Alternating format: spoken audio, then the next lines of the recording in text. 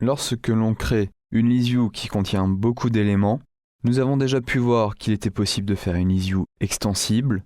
Nous allons maintenant créer une list view avec des séparateurs afin de permettre à l'utilisateur de mieux naviguer dans cette list view. Pour ce faire, nous allons créer un adapteur personnalisé que nous allons adapter à notre list view.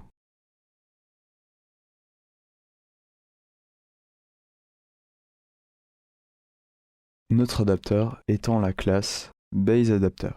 J'appuie sur CTRL-SHIFT-O pour ajouter les imports manquants et je demande à Eclipse d'ajouter les méthodes qui manquent.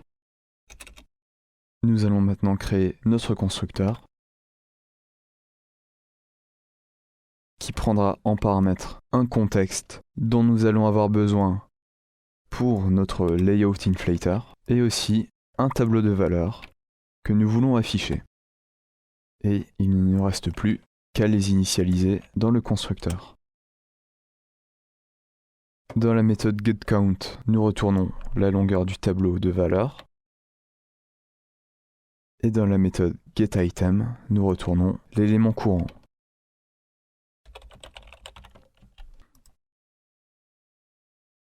Dans la méthode getView, s'il s'agit du premier élément, donc l'élément de position 0, ou si la première lettre de l'élément que l'on veut afficher est différente de la première lettre du dernier élément, nous allons utiliser notre layout inflator pour créer une vue à partir de l'élément item.xml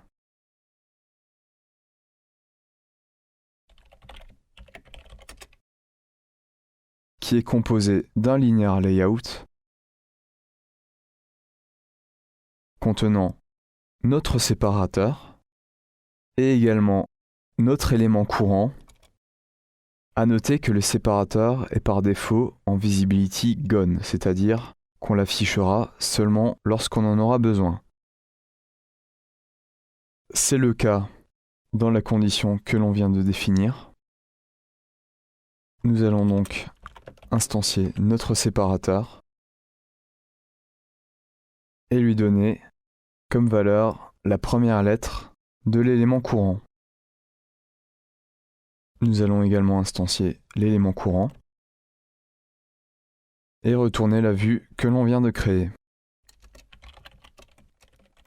S'il s'agit d'un élément dont la première lettre n'est pas différente de celle de l'élément précédent, nous allons simplement définir cet élément et lui assigner la valeur de l'élément courant. Ainsi, le séparateur restera en visibility gone. Il ne nous reste plus qu'à retourner dans notre activité principale, à instancier notre list view que l'on aura bien entendu ajouté dans notre template,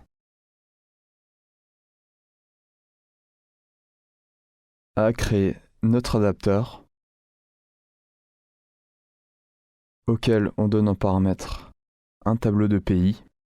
À noter que dans l'exemple, les pays sont triés par ordre alphabétique. Finalement, on assigne notre adapteur à notre list view grâce à la méthode setAdapter.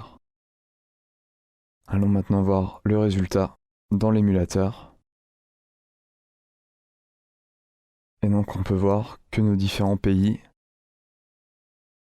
ont maintenant un séparateur et qu'il est bien plus pratique de parcourir la liste.